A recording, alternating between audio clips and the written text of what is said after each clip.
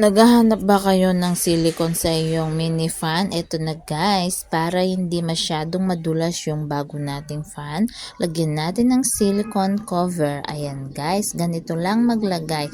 Ipasok doon guys. Ayan. Tapos hila-hilain ng dahan-dahan lang guys. Guys, baka kasi mapunit ng bigla, pero hindi na mapupunit yan guys. Napakatibay yan guys. Nilagyan ko ng silicone ng aking mini fan kasi guys kapag bago madulas. Ayan guys, na ilagay natin. Kaya ano pang hinihintay mo? Click my yellow basket na guys para maka-avail ka din ng ganyan kagandang. Naghahanap ba kayo ng turn-on na damit para sa ating anak? Ayan guys, o tamang-tama sa mga teenager nating anak. Ang anak ko pala ay 11 years old guys. Ayan, ang ganda-ganda guys. Kung gusto nyo guys, check my yellow basket guys. Order na.